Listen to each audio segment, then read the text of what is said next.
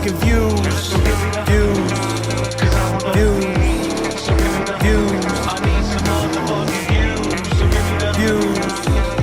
Views.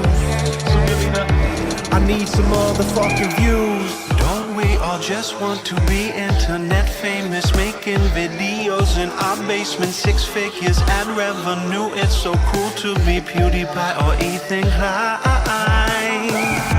But YouTube is a fickle bitch, there's no guarantees. Next month you might not make shit, no one knows what advertiser friendly now is. So just fuck it and make some cool shit. You can vlog your life, talk about your likes and dislikes. You can clickbait cause it's alright. Well, anything goes, as long as you know. There's no guarantees cause everybody wants to be the next big thing on your TV. Or you could blow up tomorrow and by next week you might be nobody.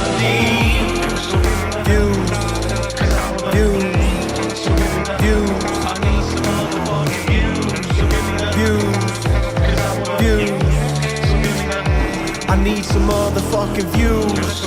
Views. Views. Views. Views. I need some motherfucking views. Attention is what we're all after. Sometimes we look desperate, but sometimes there's laughter. We live in a society where our children think making cool memes is their future profession. Look around, you'll see that the joke's on me. All these millionaire kids, not even 17. Cause you can be a fool and drop out of your school. All you need is those views. Or you can vlog your life, talk about your likes and dislikes. You can clickbait cause it's alright. Or anything goes, as long as you know. There's no guarantees cause everybody wants to be the next big thing on your TV. You could blow up tomorrow and by next week you might be nobody. Views. Views.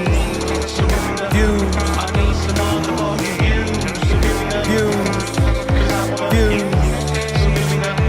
I need some motherfucking views. Views. Views. Views.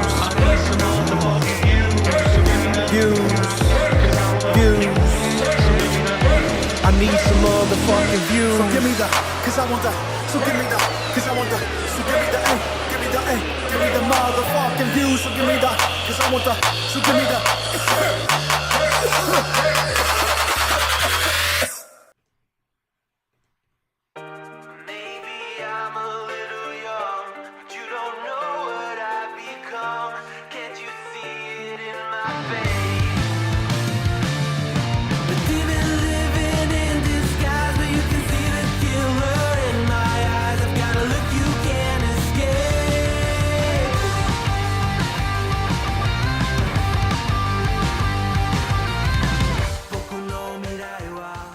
Good morning, Coffee Beans, and how are we doing this morning? Did we get a good night's rest? Are you enjoying me, Joy Westside, as you sit down to have lunch and you're drinking your nice cup of tea and having your, I don't know, what is it you guys, your fish and chips? Morning. Yeah, morning. Exactly. Hey, let's see what we have out there this morning already. We've got Abby, Jardinosaur, Purple Paw Prince, Eva, Floxy Wolf. I hope you guys are doing well this morning. Hope you're doing well. It's Tuesday. It's Tuesday. July the 11th. Yeah. We've got a couple interesting stories this morning. One I think is kismet. It's karma. It's it is what it is, right? I mean, whatever. So,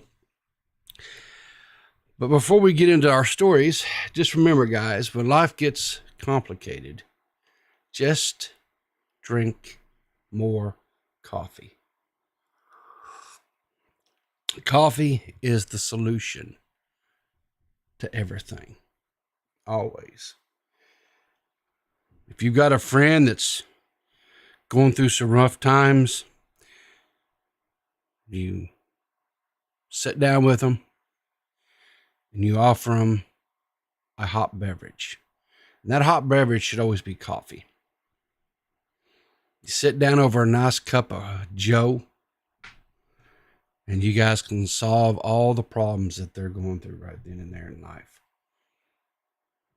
Coffee is the solution to most of the problems. I think maybe if President Zelensky and I don't know what his title is, Vladimir Putin, if they could sit down over a cup of coffee, they might be able to quash all that crap that's going on right now in Ukraine and Russia. They just need a good cup of Joe. Good cup of coffee, because it solves all the problems, right? Okay. So how many of you guys out there like Ben and Jerry's ice cream? How many of you guys eat Ben and Jerry's ice cream? Do you have a particular flavor? I solve all my problems, Joy. Well, I don't know if I'll solve all your problems, Joy, but if I help in some way, then I'll take that as a win, my friend. I will take that as a win. 100%. 100%. So, Ben and Jerry's, which on record typically tends to be a little bit more progressive, left-leaning, however you want to describe them. They do tend to be a little bit more liberal in their ideologies and beliefs. Anyway, this is coming from Jack Mac Barstool, TikTok. And Ben and Jerry had a little bit of thing. So let's listen to this story, because this is pretty interesting little story. So Ben & Jerry's has completely played themselves in a situation that I can only describe as hilarious. To celebrate 4th of July this year, Ben & Jerry's tweeted out this graphic. The United States was founded on stolen indigenous land. This 4th of July, let's commit to returning it. And then this is stolen land. They also put this up on their Instagram. This caused quite the stir, calling for people to boycott Ben & Jerry's. The tweet had 33 million views. The Instagram had 8,000 comments. But here's where the story gets funny. Behind me is a map where the Abenaki tribe's territory was. As you can see, the Abenaki traditional territory was where modern-day Maine is now, New Hampshire, Vermont, even into New York, and Canada. And you guys won't believe this, but Ben & Jerry's headquarters are located in Vermont on what they describe as stolen land. And now, the Native American tribe that originally controlled the land in Vermont that Ben & Jerry's headquarters is located on wants land returned to them after the company publicly called for stolen lands to be returned. And Don Stevens, who is a chief of one of the 4 descendants from the Abenaki, has told Newsweek that he is always interested in reclaiming the stewardship of our lands.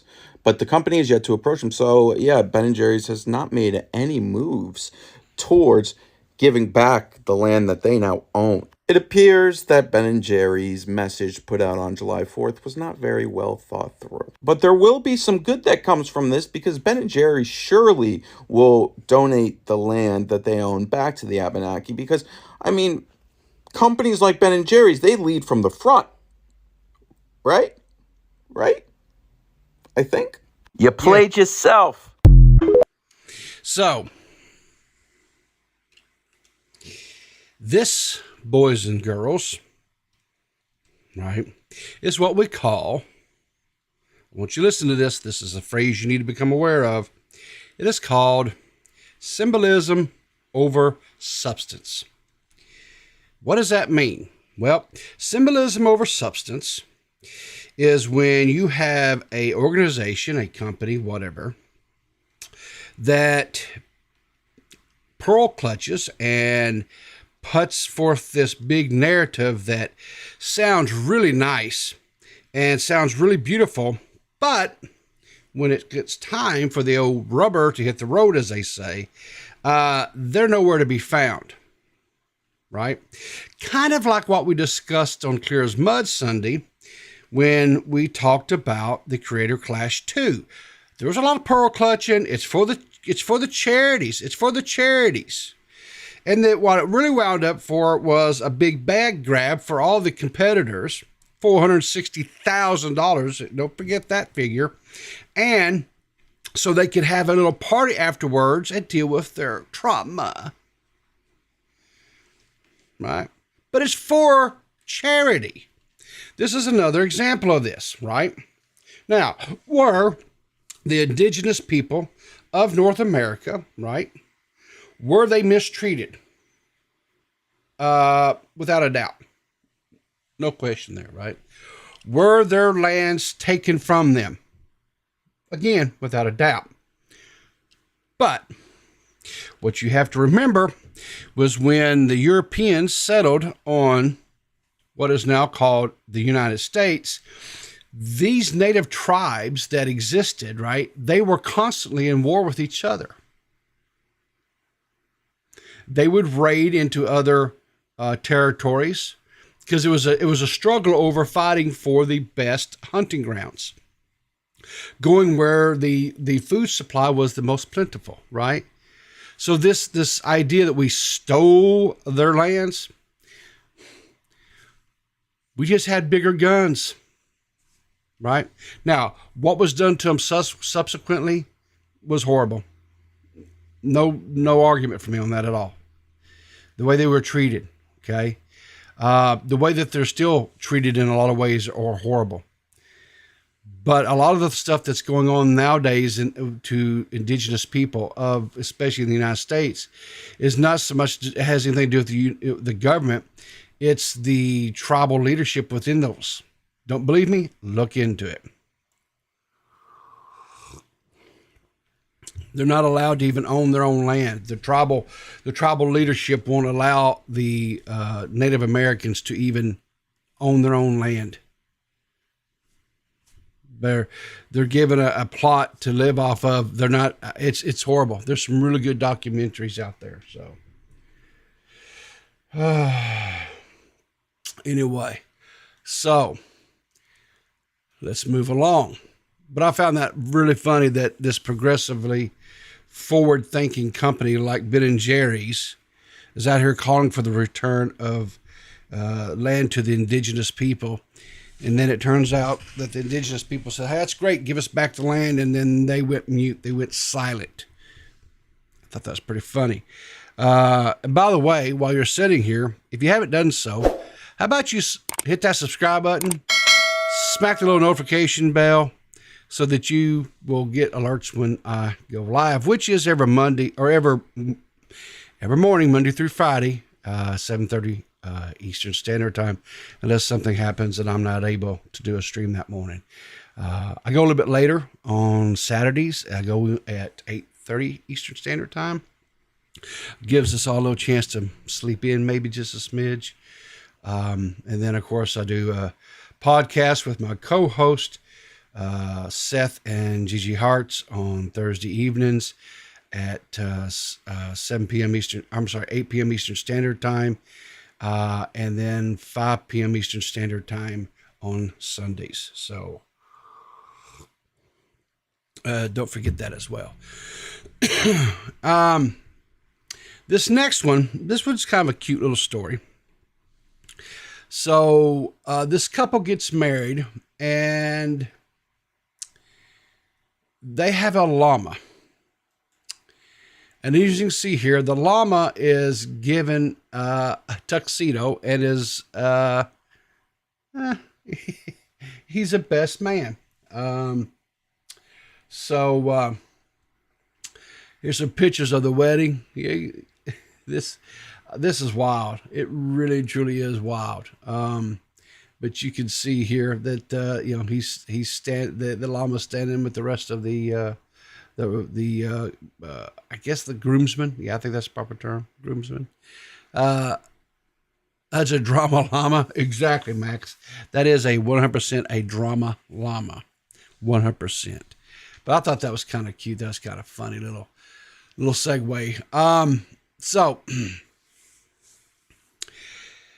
Dennis Fatoza, Deaf Noodles. Deaf Noodles, or Dennis Fatoza, has had a rough couple of years. Starting back in about, towards the end, I'm going to say probably towards the end of 2019, 2020, beginning of 2020, somewhere in there. He started making a kind of a big splash on YouTube and stuff. He started garnering the attention of some of the commentary community. Talked about him, did videos on him. I know Banana and I talked about him a few times over on Clear as Mud, but some of his more really crazy takes on things and so forth. He got into a lawsuit with Keemstar, which they recently came to a settlement, and Keemstar put up that very eloquently worded, that which was no way written by lawyers, statement, and those two seem to have found a resolution to that, and have went their ways respectively. Dennis, back a few months ago, put out a video where he was apologizing, back sometime, a couple of weeks ago, whatever it was. I did a little stream on that because we were kind of going over that one night over on Dave's stream. Tommy came in and just kind of like a wrecking ball, just kind of was calling us all a bunch of hillbillies and stuff, and we didn't really understand it or what have you. I know that Tommy had Dennis on his show yesterday. I didn't get to watch it live, but I do intend on watching it today. So I can't really address what was said or not said or anything there. You said I asked Banana to come back to Clear as Mud, but he refused. I don't blame him. I wouldn't come back either. Well, he was never on, so, but my co-hosts are after me to maybe try to reach out to him and see if we can have him on. But I'll be honest with you. He's done so many interviews here lately in this part of the internet. I mean, he did one with the broadcast, and then he did one with Now Recording, and now he's went on Tommy.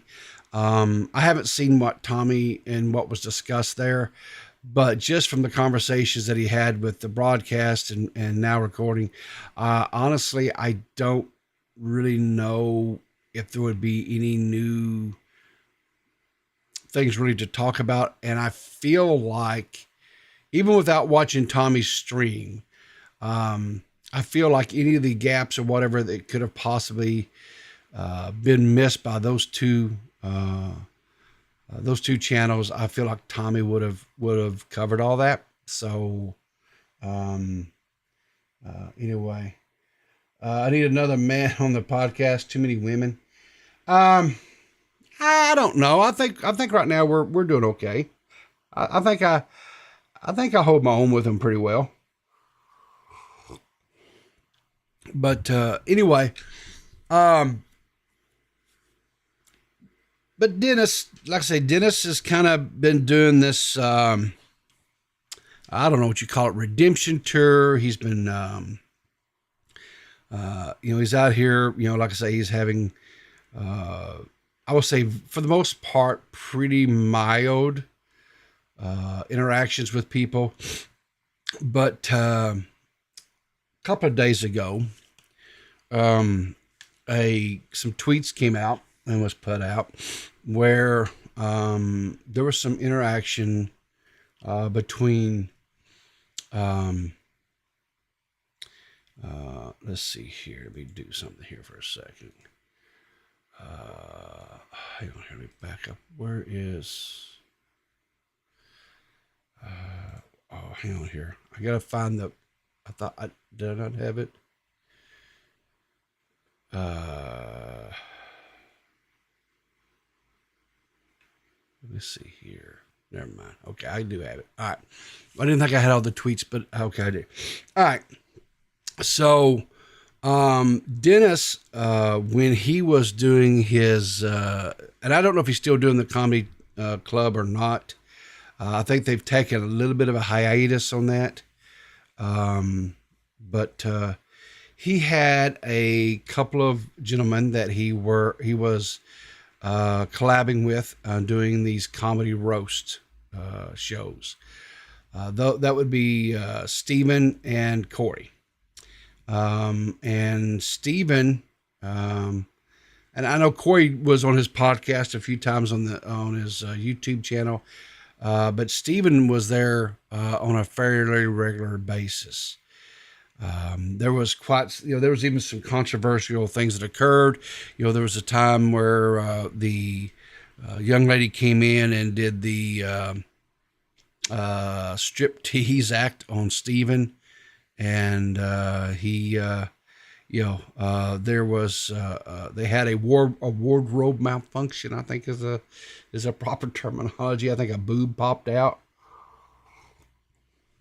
But anyway, but then not too terribly long ago, Stephen went on a podcast and a Twitter tirade, and made some statements and alluded to his tweet was something along the lines of not working on another man's plantation, I believe was the word that he used, the terminology that he used. That was the first indications that there was possibly a falling out that had occurred between Dennis and Stephen. But then, like I say, he did a podcast and went into a little bit more detail. So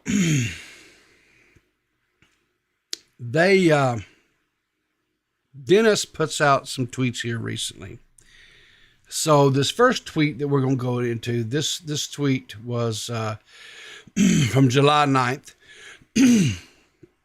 And so Corey says, on God and heaven, stop mentioning my name on the internet.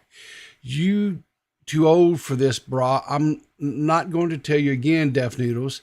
You want to play internet games? I'm the wrong one. Get your name out the mud on your own. I ain't said shit about you publicly, so don't speak on me.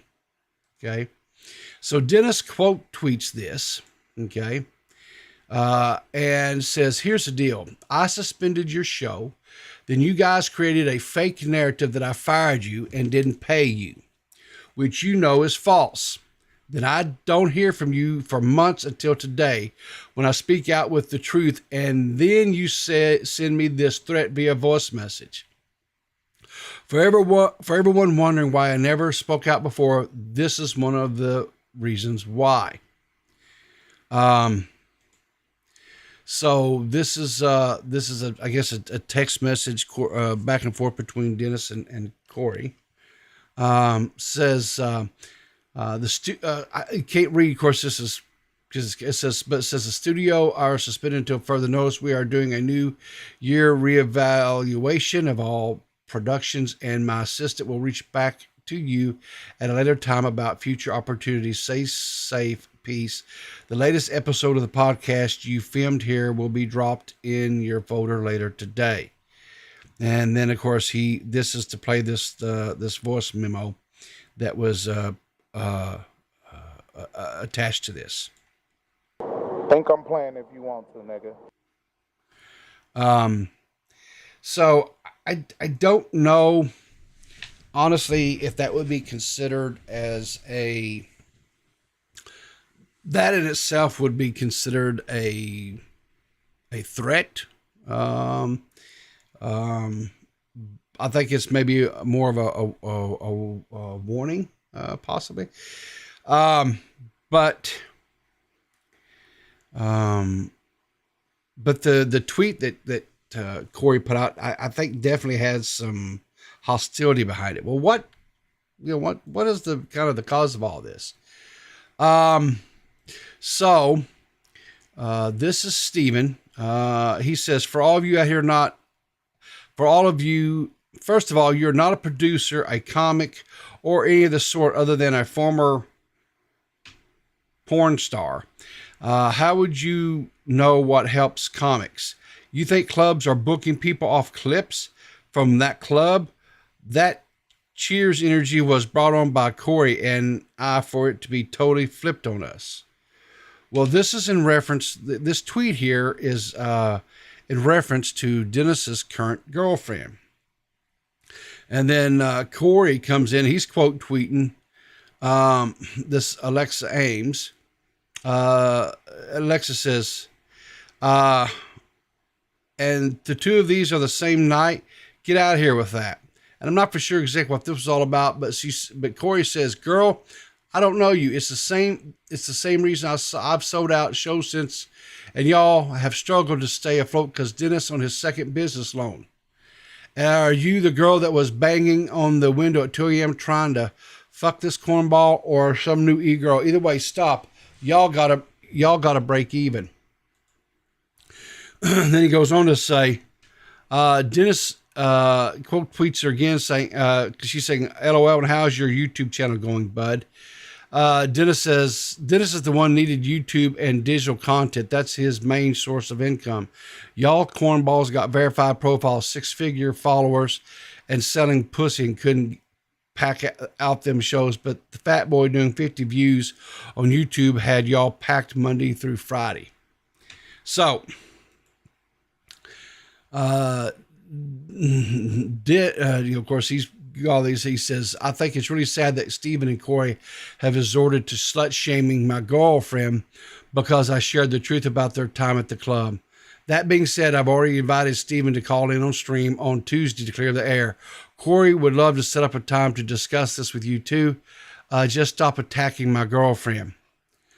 Well, so it sounds like to me, and again, we're not there. We don't know all the ins and outs and wherefores and what have you. But it sounds like to me that, this was a business arrangement that kind of went sour. And Dennis kind of closed off those shows and then they weren't happy about the situation. And so, hang on, Joyce. So, hello, Mr. Westside. How are you doing this morning? Yeah, I'm actually I'm here to call out Tommy C. You're calling out Tom. Why are you calling out Tommy C? He blew me up on his show last night.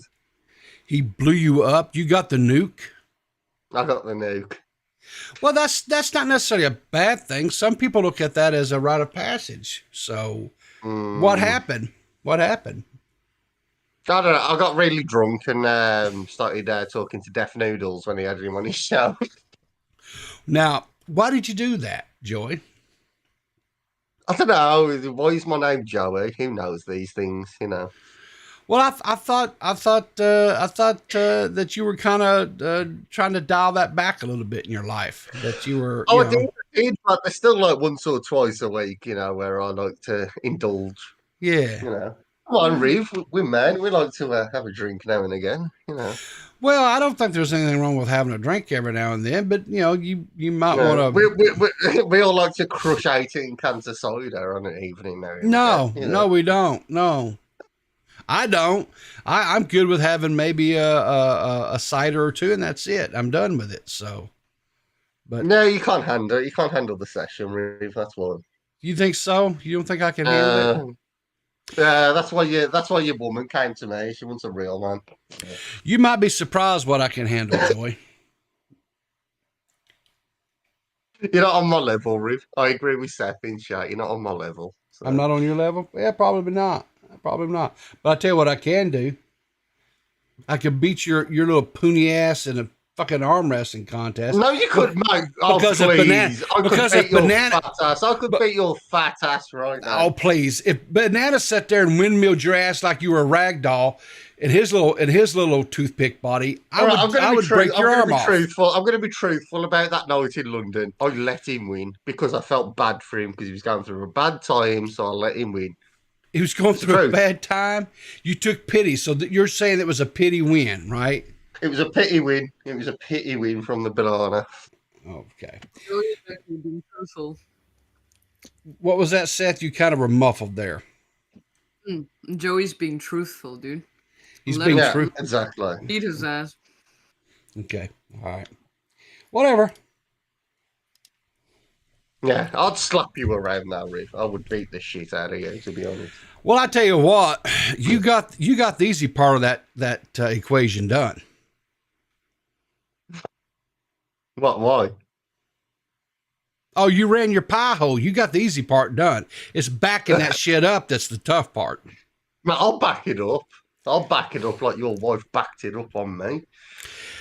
Bitch, you couldn't back it up if someone gave you a runway with one of them guys with the lights guiding your ass in. You couldn't back it up. Oh, yeah, I'd need a fucking guy to back her up. Jesus. Mm-hmm. That's because you're not man enough to handle a real woman. Yeah, real woman. So, anyway, I heard you came in kind of hot. Matt Pitt talked a little bit about this last night. He said you came in pretty hot, and then I'll be honest. All jokes aside, I was drunk off my ass, and I thought it'd be funny to call him. Yeah, that didn't work out so well for you, huh? No, it didn't. That's usually when you call in, though, isn't it? Usually, yeah, but now I'm like, I woke up this morning. I was like, oh shit, what did I do? And I was listening back to the show when I called in. I was like, oh shit, this is embarrassing. Did you call into now recording? No, it's a Tommy's show. Oh, Tommy's show. No, Deaf Noodles was on. Deaf Noodles were on? Oh, Jesus. And I kept saying to Deaf Noodles, like, oh, I'm best friends with Mark David. I'm going to get you on the show. I'll fucking... No, that's right. Oh, no way you did that. So have you sent word to Tommy today apologizing for being an ass? No, it's fucking Tommy messaged me today. Yeah. Like, Tommy knows what I'm like. Jesus Christ. Tommy knows what I'm like. Yeah, but Tommy will know that if he doesn't think it's funny already, he'll know that it's funny in like. I was going to say, if I ever do something wrong, Tommy will like phone me. He'll actually phone my mobile phone. Like, yeah. He'll be like, you know what I mean? Yeah. He doesn't care as long as like the views come in and the money comes in. He doesn't care. Well, I think there's some truth to that. I mean, but I also think he, I don't know why, but for some reason he actually cares about you, Joey. Oh, no.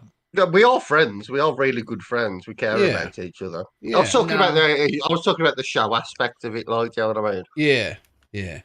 So like before I called in, I don't know if you heard, he was like, Joey, before I let you in, Joey, no F slurs. Yeah, no. oh yeah. Yeah, he has to give you your marching orders because you're kind of like, I like Seth, right? And I think she's a funny woman. But sometimes Seth kind of gets out there in left field. It's Seth's base. I don't know. Awesome, I don't know about that.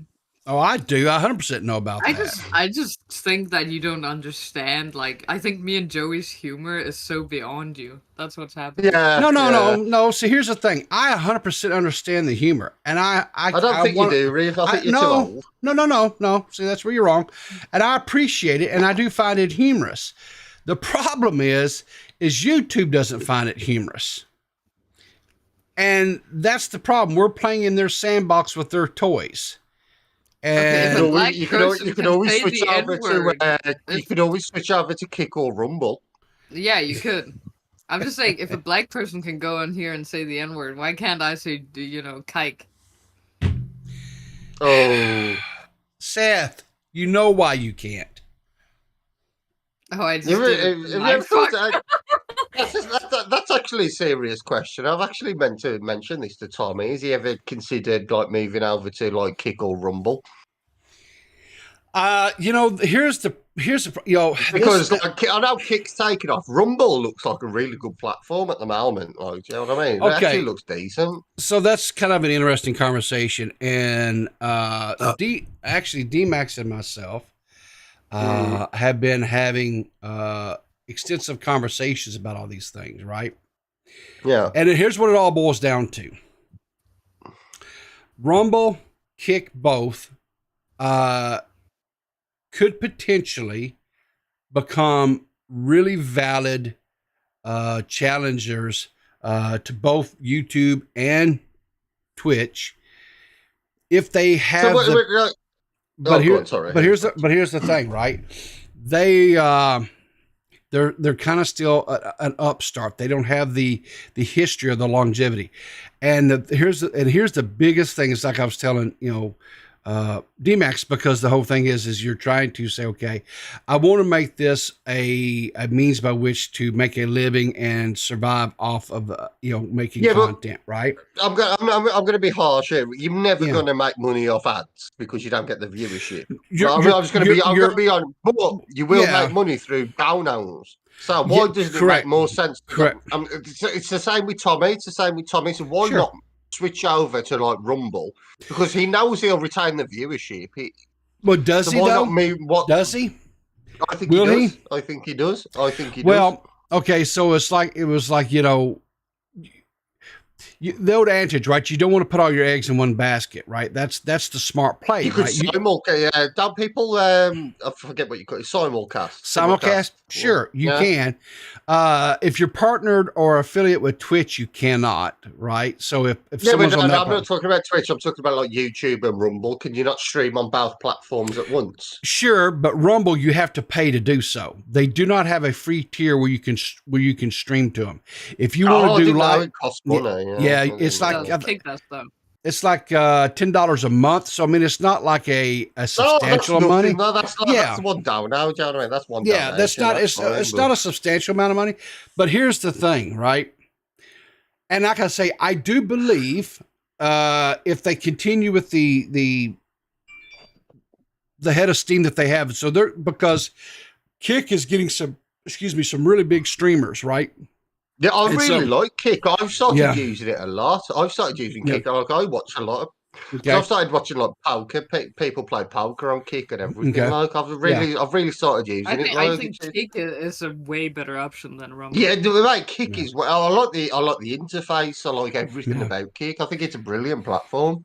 I think the biggest concern with Kick is people are a little bit gun shy of it. Kind of like what happened back when, what was that other one that came up? Oh, I know. The fucking PewDiePie signed a deal to him. What was it called now?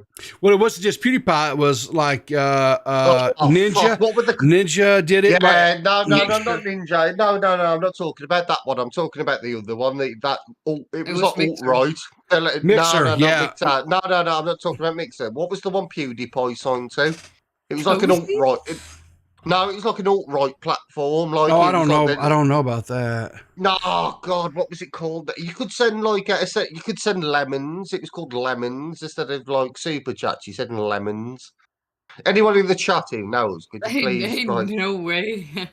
I don't. D-Live. D-Live. That was it. D-Live. It was called. Yeah. But I was thinking of Mixer, right? So they signed all these big streamers from Twitch, right? And they went over there, and they wasn't there hardly any time whatsoever, and they folded up, and they were backed by Microsoft, and they folded up and rolled over into Facebook Gaming or whatever, right? Oh God, that was a mess as well. I hated Facebook. I hated that Facebook one. I hated it because you had to use your real name if you was like using that. Well, no, you can create pages and stuff and stream. I used to do it I actually used to stream on Facebook Gaming back in the day when I was doing just nothing but gaming content. But it didn't. What I did not like about it was you could not real time see the chat. Like if you had people watching your, That's weird. they may have gotten that fixed. I don't know, but I think people are a little bit trepidatious. And this is like I was talking with Matt, right? Or not Matt, but Max. Like, for example, revenue sources, right? So when people say, "Oh, YouTube," that is the go-to platform, right? For to watching videos and stuff is YouTube, right? Twitch, more gaming and some politics and stuff, right? So, it's like, okay, so how do you start making money? How do you start, garnering stuff, right? So he's talking, right? So you have merch sales, you have donos, you have memberships if your channel meets the criteria with YouTube, right? So they can do super chats and this, that, and whatever else, right? And I said the thing of it is people. What you have to remember is people are creatures of habit, right? So if they are. So if people are customly they use the Twitch, they have a Twitch account, or they have a YouTube account. And so this is where they primarily go, right? That's why like for example, with Tommy, he encourages people to donate through his Streamlabs versus YouTube, because it's the split is not as good, right? Well, I'll tell you what Kick is doing really well, and maybe this could blow up in the face. This could actually blow up in the face, but so them signing people like Ice Poseidon, them signing people like and Rumble is signing up. Well, let's see how the Ice Poseidon one turns out. Oh, mate, I love Ice. Yeah, we can talk about Ice. I love Ice Poseidon. I love Ice, anyway. But it's not looking good for him, Joey. No, it's not. Is it? Oh God! I actually hope. Imagine if he started like IRL streaming from a Thai prison. That'd be amazing. But they set up a little webcam. Yeah, they do it like that'd be amazing. Yeah, it's like a reality TV show where he goes into a box and talks about how it's like Fish Tank. Yeah, it's like Fish Tank. It's just in a cell. Actually, Fish Tank in a prison sounds awesome. Yeah, but here's the thing. I don't know. You'd love prison, do you, Max? Oh yeah, absolutely. I dropped the soap, I slip on it all over the place. Yeah, it's the best. Kick may actually make it. I don't know, because they have the backing of this casino, right? Well, that's what we've talked about. Is that like that's part of the reason. So like, I'm not doing stuff on Kick. I just get a really bad feeling about it. I think Twitch will die in the next like 3 years. I agree with that. I'm getting out of Twitch. I'm going to be doing a few last streams on Twitch myself, and then I'm getting the fuck out and I'm moving on. Because of that, because I absolutely 100% see that coming down the pike. The only problem that I see with Kick is what Peepaw was just about to say, which is that their main backing, I believe, is by a gambling company. Which is fine. Stake.com, yes. But the problem is there's a lot of things that are stacked against them in this way. I've heard. Yeah, I have an issue with people who have an issue with gambling. Just like I don't have a problem with gambling. If you don't like gambling, don't gamble. No, yes. You know what I mean? Like, yes, absolutely. No, absolutely. I don't have a problem with gambling. It's just that it's not. Gambling has a lot of like laws tied to it, right? And if that's the thing. In the UK, like we have like betting shops every corner of the street. No, literally, I could walk down the street right now in like 2 minutes. Wait, but isn't it the case? I think the UK laws are actually more stringent than the US laws on this for gambling for underage, like underage gambling. Yeah. Isn't that underage? Yeah, but like if you are of age, you can gamble on whatever the fuck you want. Like, so we didn't really. We were talking like Peepaw and I, and so this is why we went down this rabbit hole. But I think you have to be 13 or older in order to be on Kick. Like that's what the site basically says. And I'm just saying that like if most of which I haven't spent a lot of time on Kick, so I'm not sure. So maybe you can tell me. Are there ads? Have you seen ads on Kick? No, I've never seen an ad on Kick now. Really? No, but the thing is, I'm going to admit, I use Brave browser now, so I have an ad blocker. Okay, all right, fair enough. Yeah, because I have. You have. What kind of ads are there? Well, I got a personalized ad, so a Danish ad. Oh, okay. For like, and it was a gambling ad.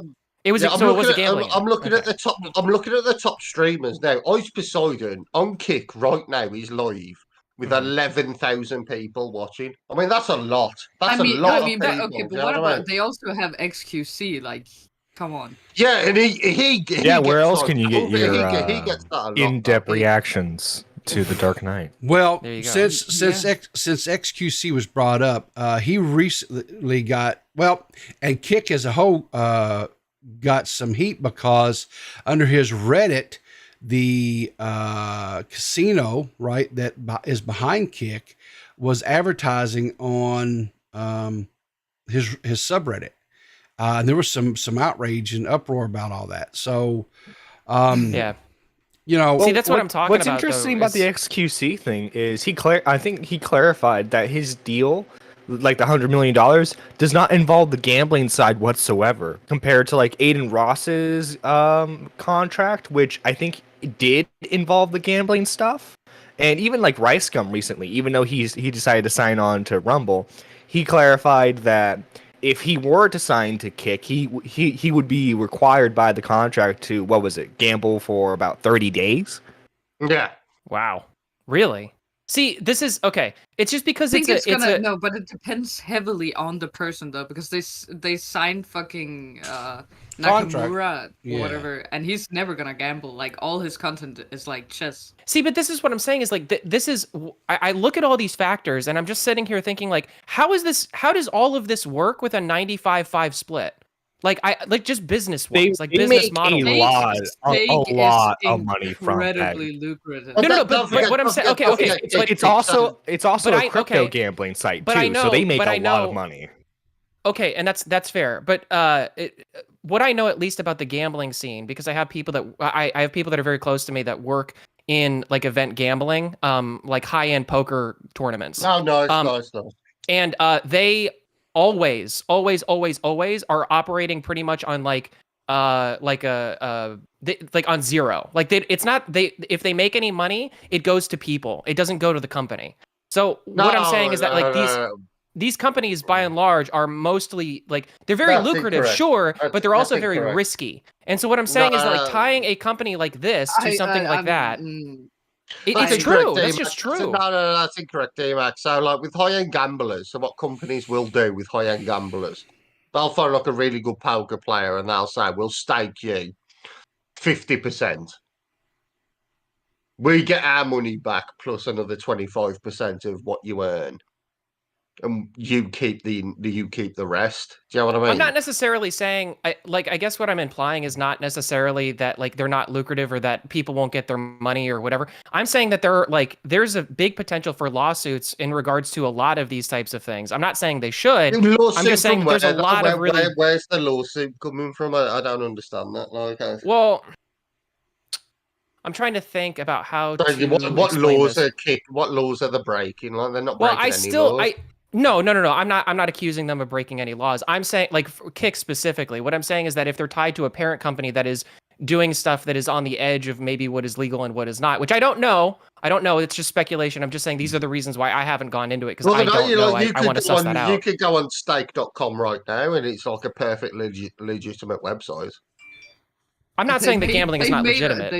They made over $2 billion in revenue. Yeah, I mean, like, I think they even have. It's about their output costs. Like, how much are they losing? I think that's what D-Max is really worried about. I don't think they are, but they're not losing anything. Come on. Well, that's what I'm saying. Is don't get caught on the loses anything. Yeah, don't get caught on the money part of it. That's not really what I'm talking about. I'm just talking about like that there is a potential risk of being involved with a gambling company in general. And especially one that is tied with like any cryptocurrencies. That's another thing that I kind of have a thing. Like I agree 100% with the idea of the blockchain. I think that cryptocurrencies are a very interesting development for humans. I think it's great. I don't think it's like I don't see any problem with it. I don't invest with cryptocurrencies just because I just don't. I have family that does, but I don't. My thing with that is that like. Okay, in Canada during like a lot of the truck riots and stuff or not the riots, but they were like protesting and stuff. The Canadian government actually took away everybody's Bitcoin, like seized everybody's wallets. If the Canadian government can do that, I think pretty much any government probably could, on some level. So that's what makes me a little bit hard with the crypto thing is if they find a reason. Anything, right? They could seize your fucking credit card. Like it's the same as any other type of currency, isn't it? I'm not saying. I'm just saying there's a precedent for that. I'm going to go down this conspiratorial rabbit hole now. You know, there's a reason why we're not in a cash-based society anymore. There's a reason why everything's on card, because the banks can control our money, the government can control our money. Federal Reserve, yeah, of course. I mean, they've been fucking with US like, dollar your money, inflation, you've stuff got like that. Sure. What pisses me off, like money is. Oh god, I'm going to go down like some dark hole. Money isn't real. Like it's like nothing. No, yeah. It's yeah. like it's all made by the lizard people. Pretty much. Literally is. Yeah. Yeah, it's a whole mess. But that's what I'm saying with Kick is that like these reasons are like I look at this and I just go like the 95%, like the 95 to 5% thing sounds wonderful. Sounds like a dream, right? But it's just there's something in me that when I think about all of these things, and maybe it's from a point of from ignorance, I'm willing to admit that. But for some reason, whenever I look at Kick as a platform, something in me just goes, wait, just wait. Like maybe I get what you're saying, because like when you gambler. You need to start degeneratively gambling, D-Max, and understand where we're coming from. I've never been a good gambler. I like to earn my money. No, I get the mindset though, because like when you hear of a 95 to 5% revenue split, yeah, so and five to them and 95 to you. Yeah, that's yeah. You keep the majority of your money, and it's basically like only a little bit of a tax. Exactly. But then you hear about it being in a gambling site, and I believe this is I believe it's the same type of gambling site that like Ethan and Hassan were trying to criticize. Not that I'm saying they were in the right in that situation. Sure, yeah. But like obviously this is a gambling company that people have tried to go after in the past. So like I understand that people are hesitant. Well, that's exactly what I'm saying is that gambling sites just in general come with a risk involved with it whenever you try to get into a business arrangement, at least online. Now, in real life, whatever, you know, but at least with this online space and everything, it's just, I've seen too many stories where people get in trouble because they're listed up with a gambling site or, you know, what it's just, it happens too frequently. All right. So I think the heart or the problem, it's not really a problem, but I think the issue or the crux of this whole situation is, right, when we look at streamers, right, we look at them as they're like content, you know, the reactionary type channels like what I do and others, right? You have the creators that are like playing video games and they're creating content and stuff like that, right? And it's typically and ideally it's looked at, it's a younger fan base that watches these like gaming creators and stuff, right? They play the video games and stuff. And in the past, there has really been some really horrible things that have happened from creators. Like if you go back and you look at back in the day of the CSGO gambling and stuff, right? And so when gambling and kids are used in the same sentence, people go, right? But you've got creators like XQC that is a gambler, right? He gambles. That's what he does. Does he have a young fan base that watches him? Potentially. There could be some underage kids that are doing it. But if they are, is that his fault or is it the parents' fault because they're not keeping their kids and monitoring what their kids and who their kids are watching and interacting with? Well, that's the problem. Is morally, I would say it is the parents' fault, but legally, I would say it probably you might have some legal argument to say that it is his fault. That's the issue. I don't think there's any legal, unless he's sitting there telling them, okay, little Jimmy, here's how you get around the age requirements, age restrictions, right? Here's how you add mommy's credit card. You know? Yeah, and that's not happening, right? I guarantee you he's not telling kids how to do this shit. Now, I understand what you're saying. There's some moral questions that each person has to resolve. If you're not morally okay with it, that's fine, right? There's no harm, no foul there, because everybody's morals or ethics are a little bit different, right? Sure. That's why you can't legislate the stuff. And when you try to, that's when you get into problems. Is this Kick platform viable? Time will tell. The revenue split is very enticing. They're getting some really large streamers, right? Is Rumble a viable platform? Possibly.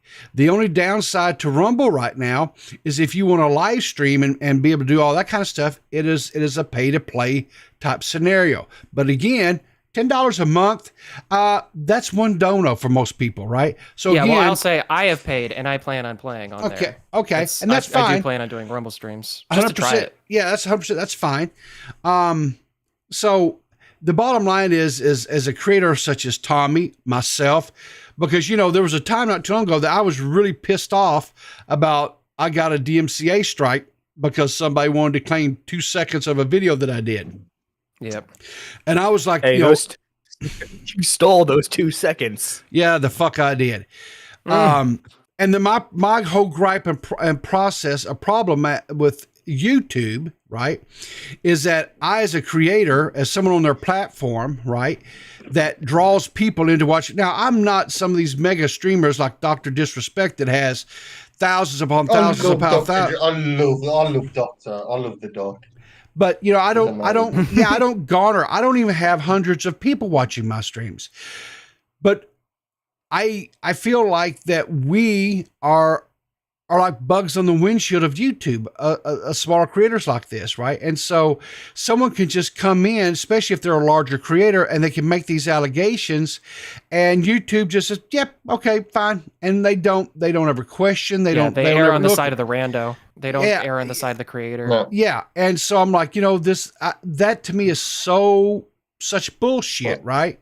Well, that comes from a societal point of view, though, is where the small voice outweighs the logical. Do you know what I mean? Like, people who get outraged by certain words, certain phrases, certain things. Sure. No, that's a small minority of the population. Like, if you go out and you interact with people in the real world, you'll realise like nobody gives a fuck about all the shit we care. Like people care about. And if they do care, they're more likely just to walk away. You know, exactly.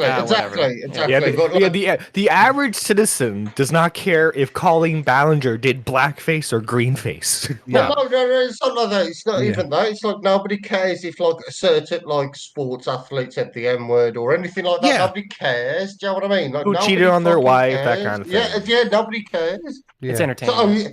So, like, you know what most men like enjoy? It's like, oh, he's like, just my local sports team win. Yeah, okay, there we go. That's what I care about. So, you know, I have a Rumble account. I have a Kick account. Will I ever? Well, every one of my streams, every one of my, you know, that I do here, that I do on the Clearest Mud, every one of them are backed up to Rumble, just as to have a backup of all my stuff, right? And that's the thing is that why don't you do Rumble Fridays or something like that? Rumble Fridays. Test it out. Why don't you test it out, River? Just do like, okay, on Fridays we do Rumble, and see what kind of viewership. Are you gonna do All Right podcast on Rumble? No, oh my God! Whoa! I'm done with it. I'm done. Well, that's not going to help the claims Aiden made against gets us. so bored of everything so quickly. Well, I'm first of all, I'm not all right, but you know, having the freedom to where I wouldn't have to worry about, like, when Seth says some of her favorite little words, me sitting there going, "Oh shit, is this the one that gets my channel dinged?" Why don't you do like you do Clear as Mud on Thursdays and Sundays? I think you do it. Why don't you do Thursdays on Rumble and see if you retain the viewership? Don't just try it out for like a week. Listen, all right. Here's the thing, Joey. Here's the thing, because like look, YouTube is the bigger platform. Nobody disagrees. It is the hugest platform. It is actually the #1 search engine in the world currently. Of course. Is YouTube. So like not Google, but YouTube. So the thing is, like, to stay on this platform actually is a net positive for anybody who wants to do it. And the conversation that, you know, that creators have is, sure, there are certain things we would like to talk about, certain things we would like to do that are not TOS friendly on YouTube, right? Or just have the ability to be able to do it or not have to worry about it, because it would make everything better. The problem is that when you start to compare those things, when you start to go like, okay, look, like I want the bigger audience, right? The people who are over on Rumble or Kick or whatever who have a large, sizable audience are people who already had an audience to begin with. We don't know what the algorithm is like over on Rumble or Kick or whatever. That's like unexplored territory. We don't know how to game that system. We don't even know if there is a system necessarily to game. We don't know. Yeah. So we do know though about like this YouTube game, and we do know what kind of grows things. And for instance, somebody like Peepaw, what? Go ahead. I was about to say there is no game for like. No offense to Peepaw, no offense to you, mate, but you are such a niche creator. Yes. That whatever you tweet out, the people who see your tweets are the people who watch your show. So I agree with that. Well, hold on. That is true. It doesn't matter what platform. But there is growth. It doesn't matter what platform you go on, really. It doesn't matter what platform you go on. You're going to retain the same viewership. There is natural growth, though. Like Peepers, like you're like I haven't been doing my stuff, so I can't compare mine. I'm assuming that you've gotten sub growth over the past 90 days, right? Yeah, but from people on Twitter, from people within the community. But is that to say that anybody who subs to him is within the community, or would it be possible that there are random people who just come in and go, "Oh, yeah," because that does happen. All right, type in the chat right now. You know, you do like if you're a random. I have been getting random streams recommended to me to people who I am not subbed to. Yeah. I've gotten a lot of that recently. Yeah. It happens. I mean, also on Twitter, like you can look at how many impressions it's got. It's always way bigger. Like, and most of those people Chinese bots. That's Chinese bots. That's bots. Didn't they get rid of those? Some of them. Bots. Some of them are bots. Okay, I will give you. Yeah. So T-Toad said that they randomly found me in the last 90 days. I will get people who will comment on my videos like after the fact. They're not necessarily here for the live stream, but they'll come and say, I was randomly recommended this VOD and I watched it, and for whatever reason they liked me and they hung around. T-Toad is an example of that. So yeah, like after your stream gets processed and is technically a video, like I've seen a jump where like I had like a stream that maybe like let's be generous towards me. Let's say I had 5 concurrent viewers, right? And I end up with 20 views at the end of the stream. Yeah. By the end of the week, it might turn to 100 views. Right. Yeah.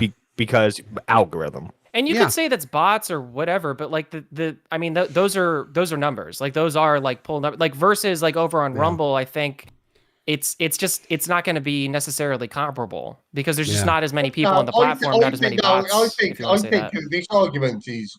I think if everyone from YouTube is in favor, I agree with you. I agree with what you're about to say. In free speech, should move over to that platform, and it would ruffle feathers over at YouTube, and YouTube would be forced to make a change. Yeah. But everybody at YouTube is like, oh, I'm used to making like all this money, I guess. You know what I mean? Well, no, but Joey, the feathers have been ruffled. Mr. Beast is not going to go to Rumble anytime soon. You know? No. I'm not talking about Mr. Beast. I'm talking about creators like Tommy, Oggy. I'm talking about creators in this community. Like, why doesn't everyone do what Leafy? Well, you know, Oggy does do. He does do Rumble streams. Actually, and he gets good viewership. He does, yeah. In fact, the reason why he uses Rumble is because he likes to keep it for VODs. Because even though he had a second channel for VODs now, he keeps getting flagged on there still. So like he has to keep the streams on Rumble. But Joey, this is the thing, is that things like this don't happen overnight, and this is the natural slow progression towards what you're talking about. And I agree with you because I've been actually, people will attest to this. My first fucking time back on in like commentary when I entered Clear as Mud, when I went into the show to be interviewed by them, I literally told them to their face, "You guys need to get on Rumble, and everybody needs to get on Rumble. Everybody needs to get on these alt sites." You were talking about Rumble, and I think we had a conversation privately about that. Yeah, everybody laughed at me. But the thing was that I've been on that bandwagon the entire time. But again, there has to be a slow, normal progression into this. If you just jump whole ass into it, you're going to lose some, because people are lazy. This is the problem. Is that like YouTube viewers? I don't think it's laziness. I think it's people don't like change. No, that's true too. You can call it whatever you want. The problem is that there are some people that have their accounts on YouTube and they go, why would I make a Rumble account when I already have a YouTube account? I like this creator. I am not going to spend whatever amount of time they think it is, 10 minutes, 5 minutes, 20 minutes, whatever, to make an account over on this new site, learn how it works, and then only be there for one specific person. Yeah. Like that, you need a slow trickle of people over time. I'll tell you what put me off Rumble. I signed up for Rumble this time last year. Tommy C made an account. He was like, "Oh, do you mind?" I remember he did a test stream on there. Follow him, mate. Yeah, I was in that test stream, and he says, "Do you mind making an account?" It took me that they didn't like validate my account. I couldn't create an account for like a month. But there was all sorts of issues with the website, like, and that and I kind of stuff remember puts me off. Like, do you know what I mean? the site didn't have the app store. Like it didn't have its app version at that time too. So like I was on my phone trying to watch the stream, and the best I could do was like the browser mode. And that's the thing is that Rumble has held a like this is the thing. Kick is relatively new. I think Kick only started pretty much this year, right? Am I wrong on that? Yeah, it only started about this year. This year, yeah, about 6 months. Yeah, Rumble's been around I think for a few years now, and it's publicly traded. So I mean, there's financial backing there that is a little bit more than just like, oh, you know, company A is feeding into company B, and you're watching company B. It's more like company A is what Rumble is. So it's like there's a few reasons why I'm a little bit more optimistic when it comes to Rumble, and also too, it is now gaining this niche within the online sphere of any time that you have a video that is public and open and people, you know, it gets flagged for censorship reasons, it's over on Rumble now. So as long as that builds up on the platform that way, I think that is actually the organic growth that site kind of needs, and that's why I'm willing to buy into it, because I'm like, okay, look, it's like it's got rock bottom. Like there's actually something for it to stand on. There's legs to stand on. There are legs it's standing on, and it also has a niche that people want to come to it for. So it's I just a bit like the only thing I hope is it doesn't end up like a D-Live situation where I hope not either. That would suck. There's been so many of these. You get a creator like PewDiePie to sign up for the platform for like $50 million, and then it just dies as soon as he leaves. Do you know what I mean? I hope that doesn't happen, because we do need more platforms. Like Kick, like Rumble, we do need platforms where you're allowed to say shit, piss, cunt, and still get ad revenue. Do you know what I mean? Rumble is growing. I mean, Rumble is going to be the one, I think. Like, not the one, but like the one in the sense that I think Rumble right now, at least, I think it's the first domino. I really do. I think, sure. I'll take that. That's fair. I actually think YouTube. What I think is going to happen is YouTube is going to be forced to start monetizing people who they used to demonetize. Yes, no, and that's exactly what we're hoping with Rumble. It's not necessarily that Rumble is so successful that it, like, if it destroys YouTube and then we can have like a better YouTube, great. But if it doesn't, at the very least, all it's giving is competition. Just the ability for YouTube to be like, oh shit, we actually better get our ducks in a row. And they have a reason to do the things that they haven't been allowing. So or just make their TOS clear. What I'm gonna say might sound a bit odd, but like in order to get a massive viewership or like just like a general audience kind of viewership for Rumble, right? What they need is not just like quote unquote professional, right? Like by that I mean like people who are trying to make it big, trying to gain an audience, like doing what they love, right? They also need the people who just like upload random clips, like the type of clips I'm talking about on YouTube, like baby cats, like that. No, like I do it sometimes, like people who upload a clip of the son or like the daughter or like the niece falling over. It's like a 10 because you get like 5-second clips of other people's videos, like funny little clips, that people send to each other. That's the type of shit he's speaking of. Yeah, like you need something that's like, oh my god, here's this like baby kitten that has like 12 million views. Like, Rumble needs around like Charlie bit my finger, that kind of video. Yeah. And I think that comes with the App Store, and I think that's what they know. I to be honest with you, I again conspiratorial here. I think that these companies all talk to each other. I think Apple and Google get along a lot better than anybody wants to know. Of course they do. Of course. Well, and so like, could you imagine, not Susan Wojcicki anymore, but whoever the new guy is, basically coming to Google and saying like, hey, like, we'll give you better share of your ad space here if you, maybe, or like, we'll give you ads. Like, we'll hey, we'll like Apple will monetize on YouTube videos of things that are like maybe in the weeds. Like, just don't allow Rumble to have like an app on the App Store. And then, Apple's like, sure, why not? Like, we don't care. It's not nothing to us. I guarantee YouTube are probably telling all their advertisers, don't go to Rumble, they're an alt-right platform. And I mean, especially, because like, and then, MSM, any of these journalistic companies, they carry water for that as well. And I think that's always been why they have been trying to mar these sites as being alt-right or these types of things. It's the way it's always been. I am not going to sit here and lie and say that those platforms didn't harbor people like that, but that's not the reason for these platforms. Like Gab got stuck with that really early on, and it was really unfortunate because like that's not what it was. Yeah, but it just the issue is those are the types of people who get banned first from platforms, right? So they're the ones who need sanctuary. Right. Exactly. So they go somewhere else, and that's why it gets darker and darker. I'll tell you what put me off Gab. He's not named Gab. I don't want to use an app called Gab. I'm being serious. It doesn't. I thought it was cute. I like the little frog. Wait, Gab was the Twitter alternative, right? What did they call their tweets? No, it was like I think Gavin McInnes was bigging it up back in the day. All those people. It was a lot of. Yeah, it was a lot of more, and I guess I would say alt-right. I'm not woke by any means, but that Gab was like an alt-right platform. Do you know what I mean? See, that's also part of the problem too. I don't want to get into this super much, but it's like the idea of just like alt-right versus alt-right. It's like there's alt-right and then there's alt-right. You know what I mean? Yeah, exactly. I know exactly what you mean. Yeah. So yeah. Anyway. Yeah, sorry, Peepers. We totally hijacked the show.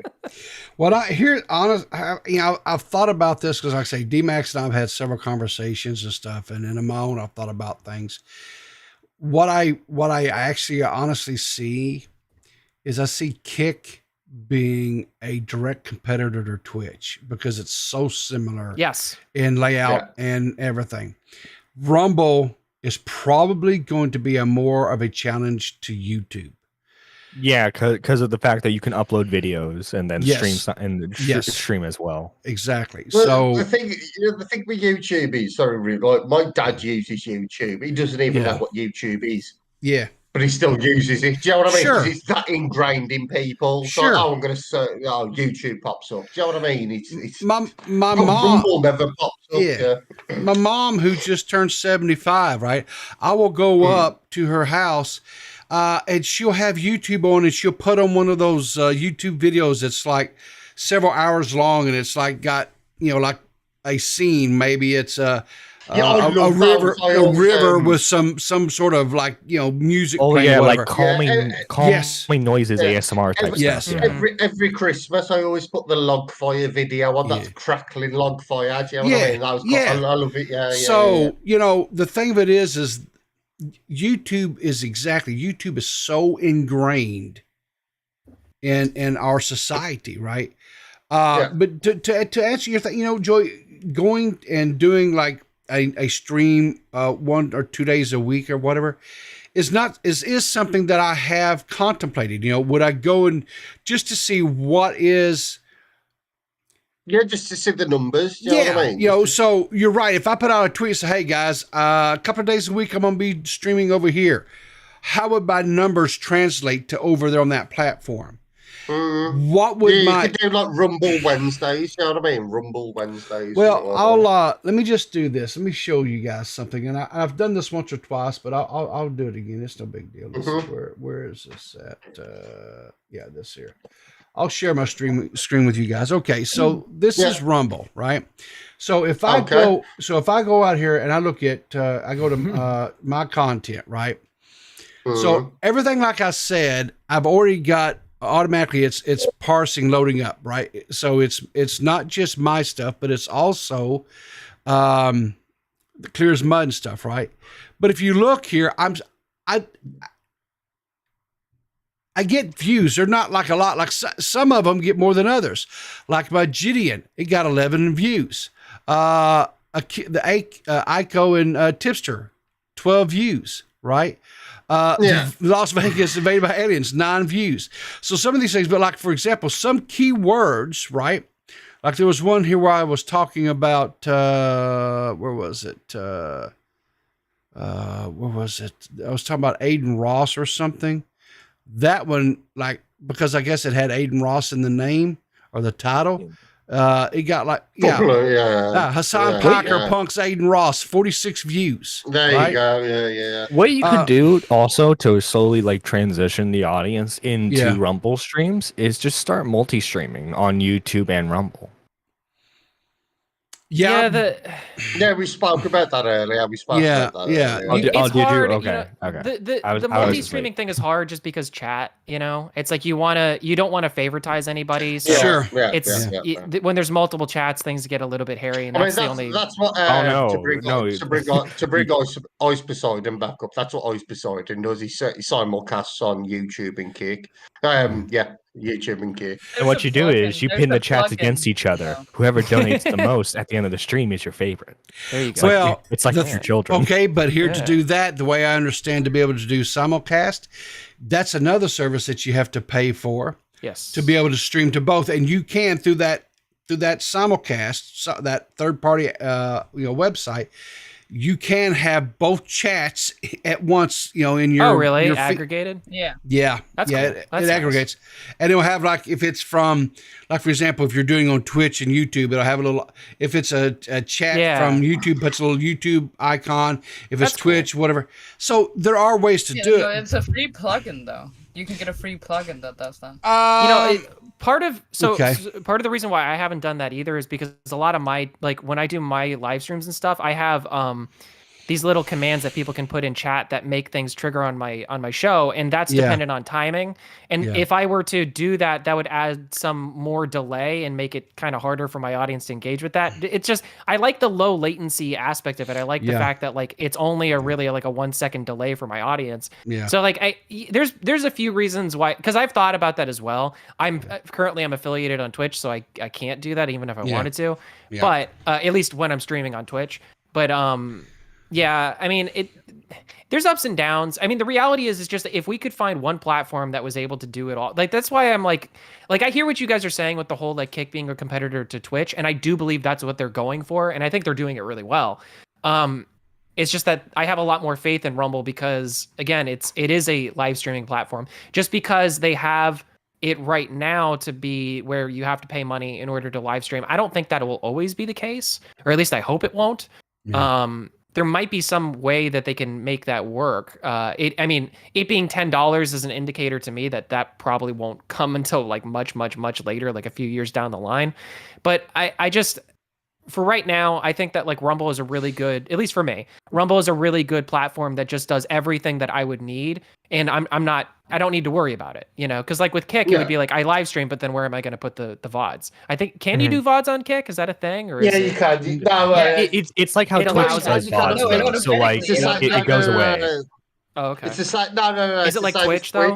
Yeah, it's the same as Twitch. You can put it in a folder. And say, this is, like, this month's stream.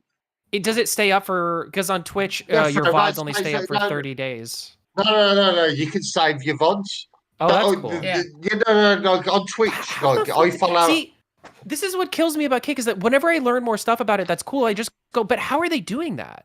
Because, like, even on Twitch, you can do that, though.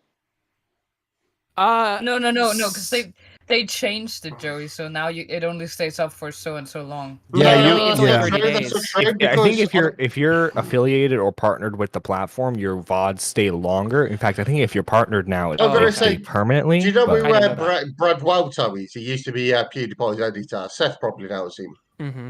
Yeah. I watch his channel, and he's got, like, videos up from, like, 3 years ago. Like, you can actually, like, on his Twitch. Yeah. On his Twitch. Well, see, but if you make an edited video and then I believe post it to Twitch, I think that's different than having a VOD. So, like, if I make clips or something, save it to a folder. You could save it to, like, a folder. Maybe you're right. Maybe you are right. I don't know. I think I am. Yeah. That, but I might be wrong. Yeah. I feel totally gaslit now. I feel like a gaslit. Anyway, I'm choosing. I do that every day to you. Because you know what? If you want to stream on YouTube, you know what I learned? I felt like fucking streaming one day, and I was like, okay, I'm gonna go on YouTube and do that. And then I have to put in my phone number. I do that, but I can't stream right away. I have to wait 24 hours. Yeah. Like, why? And then I was like, no, fuck it, I'm not doing it. It's anything by anyone if you're a verified person. With that little addendum on it. Yeah. Yeah, fucking, I don't fucking know. Fuck you, YouTube, for making me do that. Because I'm so lazy, I never feel like doing anything. So if I'm gonna have to wait 24 hours, I'm not gonna do it. Yeah. I hear that. Yeah. I hope they bring back Periscope.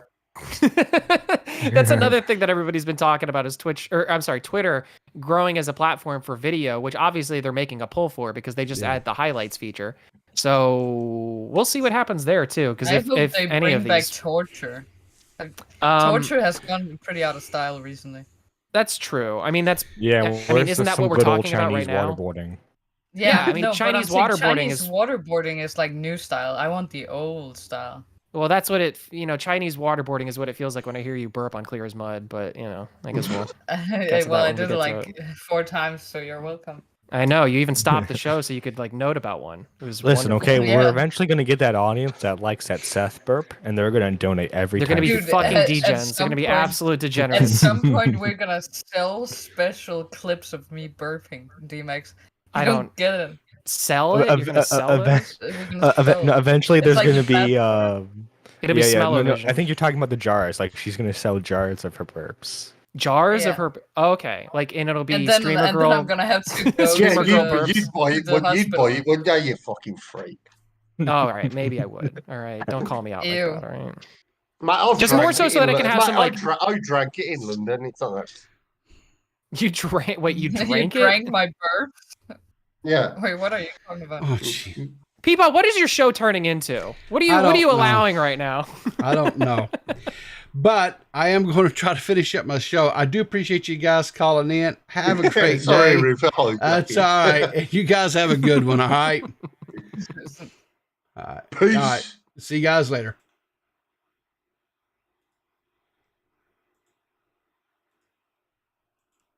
All right. Whew. Okay, so I let that go for a while. Maybe I'm being too nice. I don't know. Whatever. So let's get back to my story. When we last left Deaf Noodles, he was kind of going at each other with Steven and Corey because he felt like they were being very disrespectful to his girlfriend, right? So they, anyway, so he quote tweeted him on a few things, what have you, right? Then what happened was, Paige Christy quote tweeted that, and here's what she said.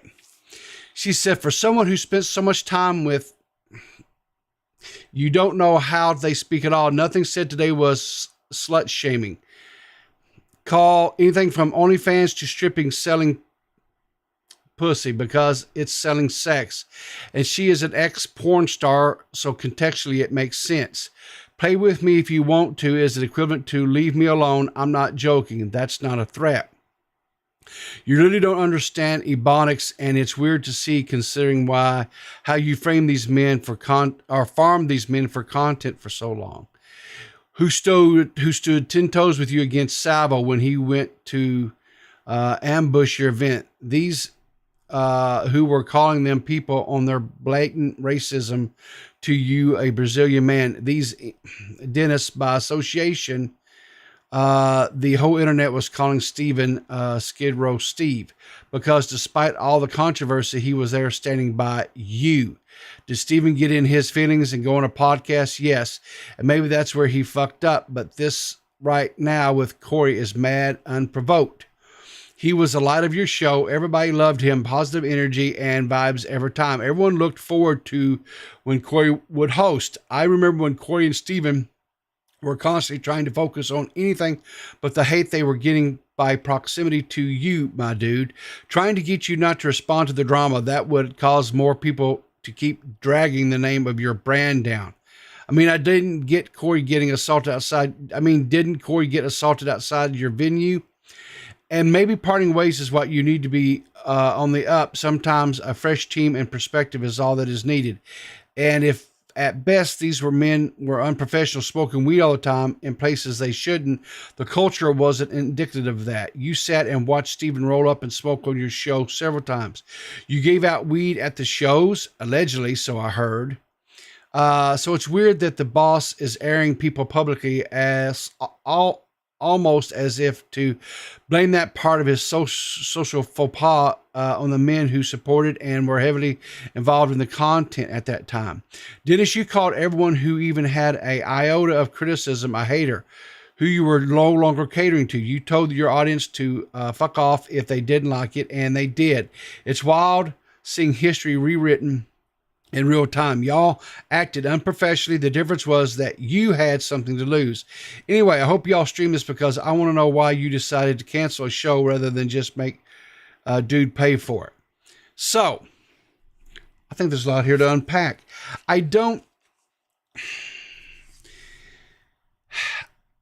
I feel like, based on some other things that Paige Christy has said in the past, right? 100% when Steven says here, I don't know, this definitely comes across to me. I mean, this is not my, how do I put it? This whole slut shaming and stuff, right? I have some thoughts about all that, but their ball field or their ideologies, whatever, right? I can't see how this is not slut shaming, right? Because he's putting down what she used to do in the past. I don't know if she's currently doing whatever, right? But but she's making excuses for that. Right? She's saying because they are black people and that because they are speaking Ebonics, that makes it okay. It's okay to refer to people who are in the adult industry and stuff. It's okay for them to be made fun of if they're black and speaking Ebonics. That's kind of how it comes across to me. I mean, when I read this, I do agree with the whole, I didn't necessarily take what was said by Corey. I didn't really like that was like a threat, like in the sense of a threat of physical violence or anything like that, right? But, so I kind of agree with her a little bit on that. And I don't think that people were necessarily with this whole thing about the Brazilian thing. I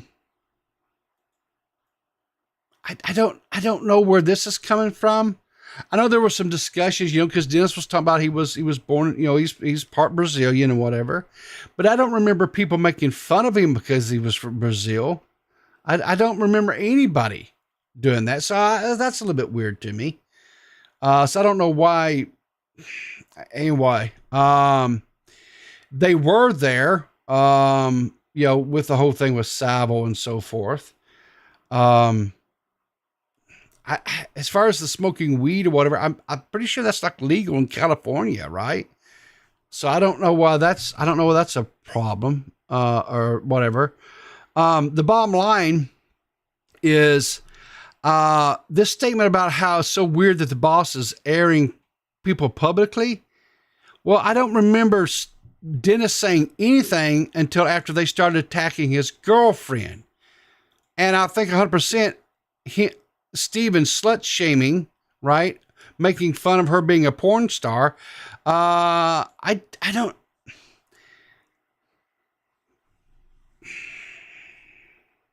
And if I'm not mistaken, let me do something here real quick, right? Hang on a second here. I had a little bell just go off in my head about something I remember seeing. Hang on a second here. Yeah, hang on a second. I believe. Yeah, I'm sure you believe. So.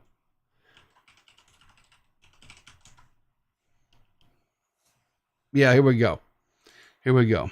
Yeah. So.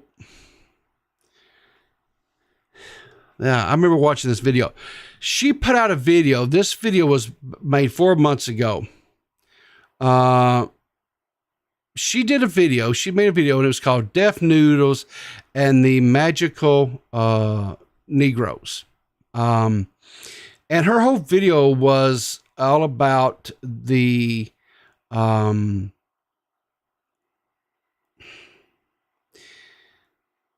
there is a culture within film where they would bring in a black character to, quote, magically fix things, right? That's the term, the magical Negro.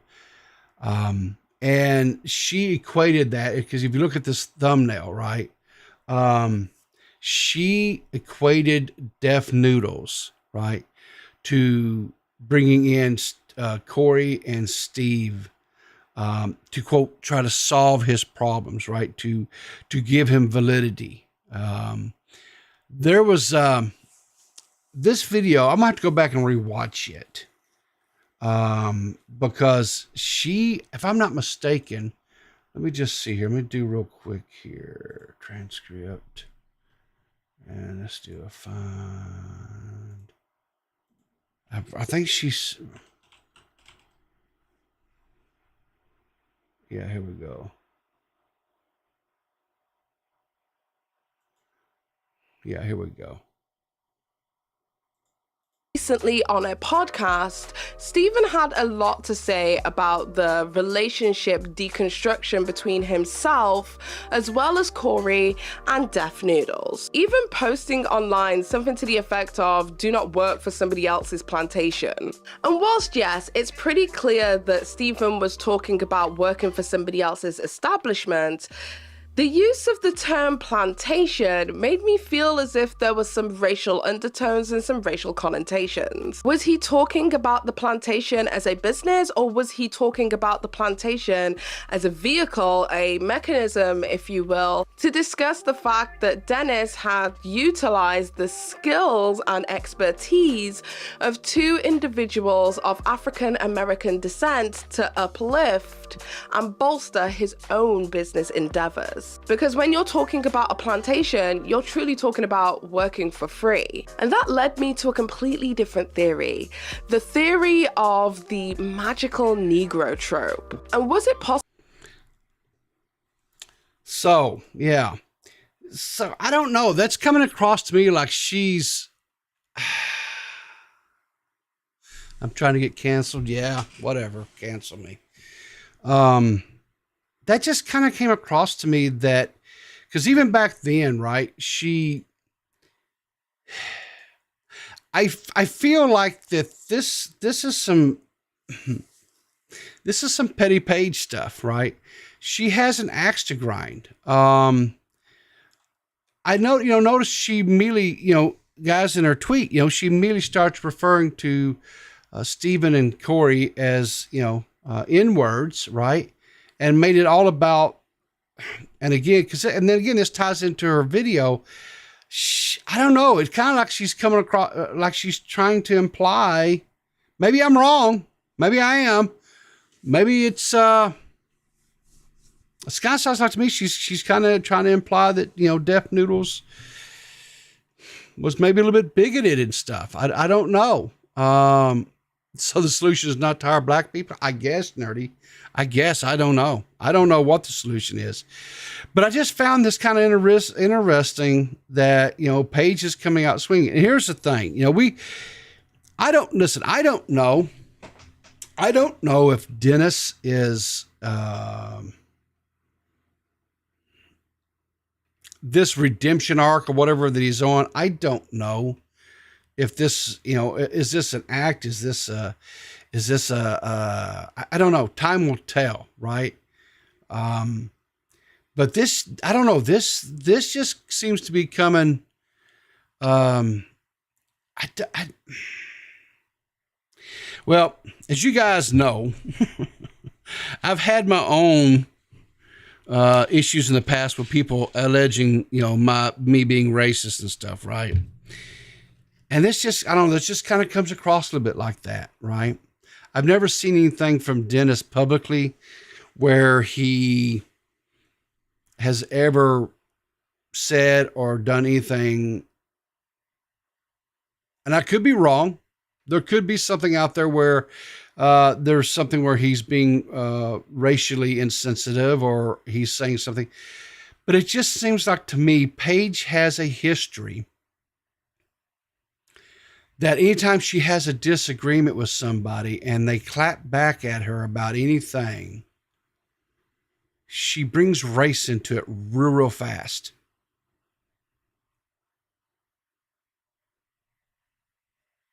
And that just doesn't sit well with me. So I'm like, how weak is your argument if you have to make your race part of the conversation? Is your stance, is your argument that weak that you have to play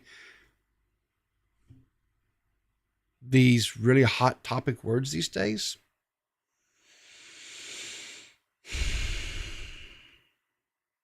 Anyway, I don't know. What do I know, right? I'm just some racist old guy from the South that, doesn't know anything. And on that note, remember, guys, keep your powder dry, and I'll see you in the funny papers.